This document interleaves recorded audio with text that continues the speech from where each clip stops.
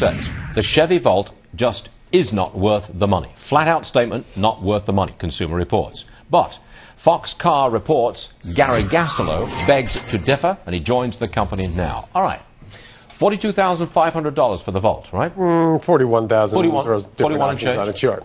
Consumer Reports says they're not looking at it technically, not as a piece of engineering. They're looking at the price, and they're saying it ain't worth it. Convince me that it is. Ain't worth it for everyone.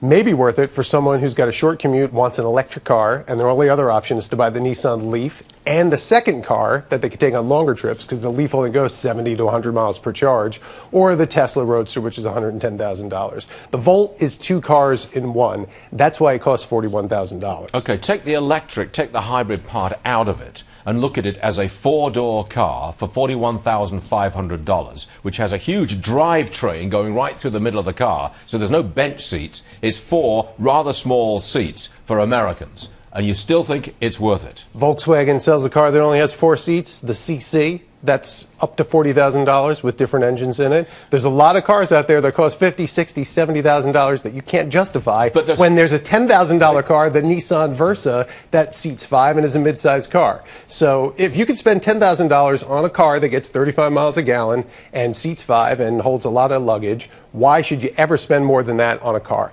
People buy cars for different reasons. And the reason you buy the Volt is because you want to run a car on electricity as much as you can, but you don't want to have a second car when you want to go on long trips. Though, the big argument, though, if it was so great, if it was worth it to so many people, why are taxpayers subsidizing it? Well, taxpayers are subsidizing the technology, which will eventually spread to other things. But why? This is the first I don't want to subsidize it. I don't want one. Like this I don't want one, and I don't want to pay for someone else to have one. Well, if they like it, let them buy it with their own money. Well, these energy credits aren't just benefiting the Volt. Ford's getting them. Other companies are getting them to develop other areas of electric technology. Look, it's going to take a while before this sort of thing comes together, and you need those. You need that spark money. You know, again, people don't pay for roads here. The government pays for roads. Without roads, you can't drive a car. So what are tolls for? I don't want to give you a hard time, but I've been paying for roads for a long time. Very few roads are tolls. I mean, very few, maybe more in New Jersey than in some other states.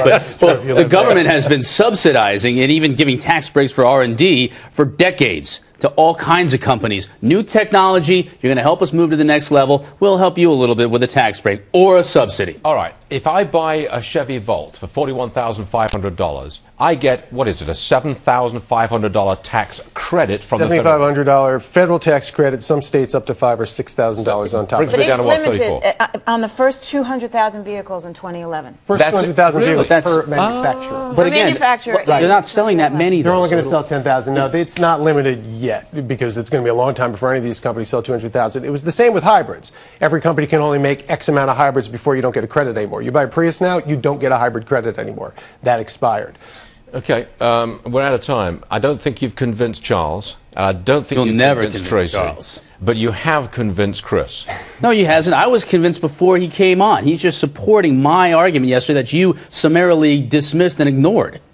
10,000 volts this year, 45,000 for the U.S. next year, and they're going to be exporting them to Europe. They just unveiled the European version, the Ampera. We're going to be building them here, selling them in Europe. It's a technology leader.